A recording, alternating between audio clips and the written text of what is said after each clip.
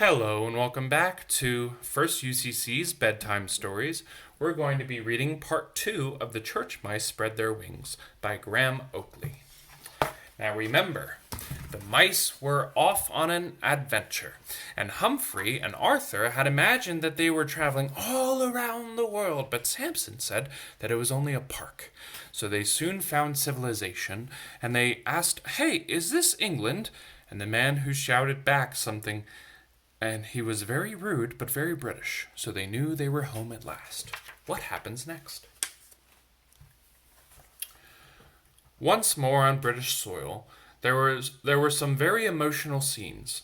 Humphrey said a few words about Britannia welcoming her wandering sons back to her bosom, and Arthur hummed Land of Hope and Glory.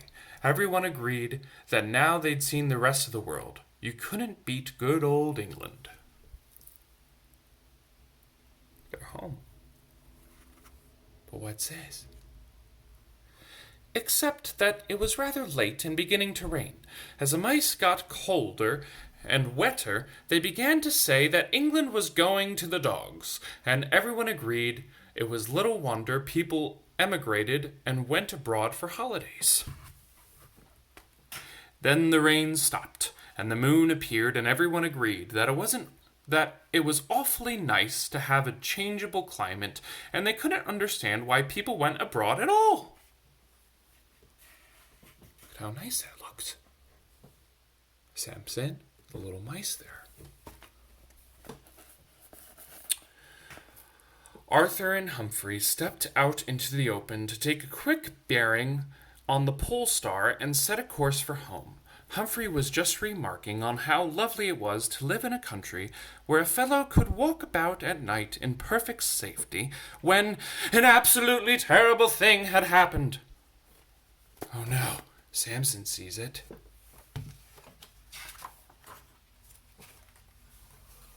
What is this? Oh no! What's going to happen? At first, they were too shaken to speak, but after a while Humphrey said in a trembly kind of voice, "Apropos of nothing, what do barn owls eat?" "Small mammals," said Arthur.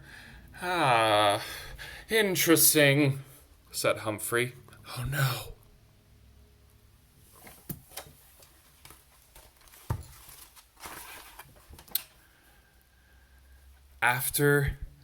After they'd been flown a little further, Humphrey said in a casual sort of tone, just for the sake of conversation, "How big, appropriately speaking, would you say small mammals are?"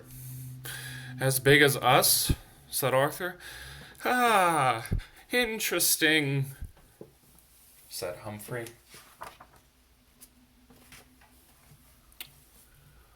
But when they saw that the owl had brought them to their own church tower, their spirits rose a little. Arthur decided to try the friendly approach. "Jolly decent of you to give us a lift home, old thing," he said. "We'd like to stay for a bit of your chinwag, but it's past our bedtime, so we ought to be toddling. Nighty-night, old sausage." They started to walk away, but they didn't get very far. When the owl was sure they couldn't escape, it dropped off to sleep. The mice could not help feeling things looked a little bleak. Humphrey gave way to morbid reflections upon mortality, but Arthur passed the time more usefully.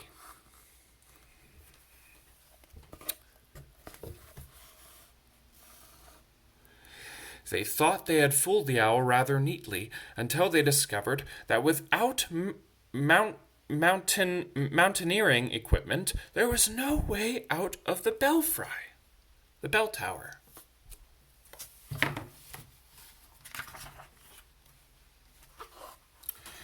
The owl awoke, feeling agreeably hungry. When it found that its claws was full of stones and its breakfast was attempting a getaway, it lost its temper completely.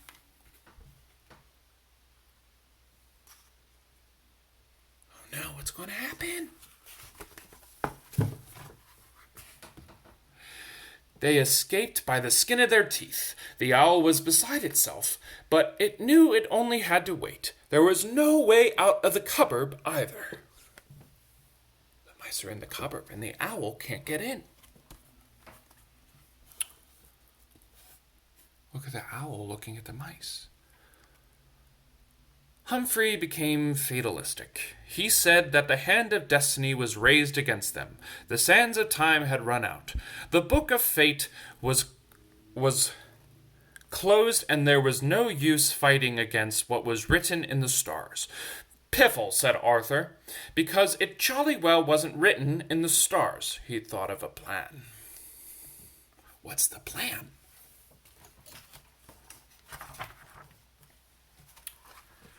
It took them the whole day. Luckily, they found the remains of someone's fish paste sandwich, which kept them going. Ew, doesn't that sound gross? A fish paste sandwich? Gross. By nightfall, everything was ready, but the owl had become very suspicious. They decided to wait until morning. When at last the owl finally nodded off, the sun was long up, and they had almost abandoned hope. But it was now or never.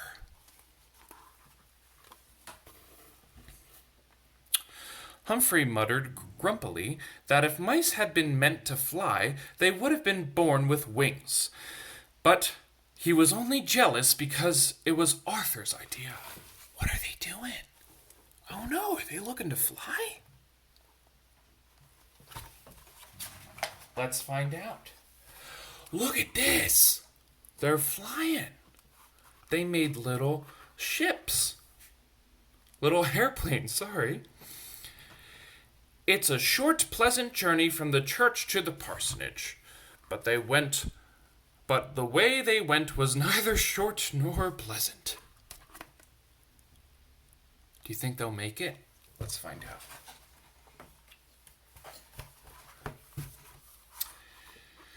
And when they arrived, they were not at all welcome. The parson pointed out as prominent church mice, they were supposed to set a good example. Much more of this sort of thing, he said severely, and no gentleman of the cloth would be able to take a well-earned glass of port without finding half a dozen mice frisking about in it. Oh no! Looks like the mice flew in and landed in there. Look at that.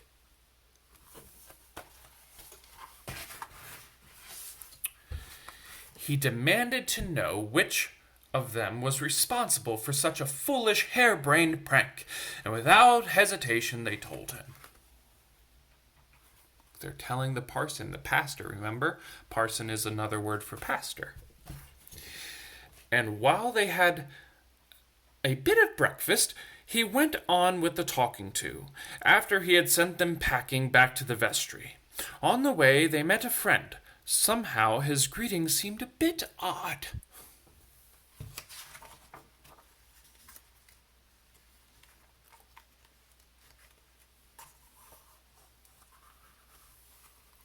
Oh no!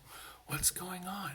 Do you see that? It says, in memory of Humphrey and Arthur, taken abruptly last Saturday night, in the flower of their youth, in the hour of their youth. Doesn't look like this person can spell. But that's okay. We know what they meant.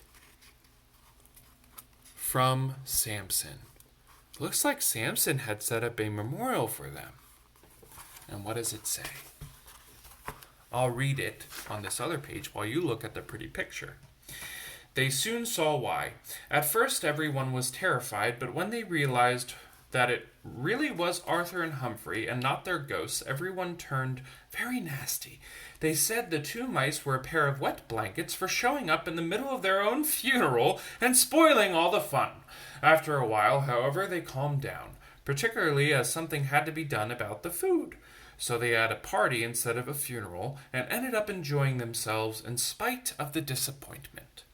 As for Samson, he was quite pleased to see the mice again.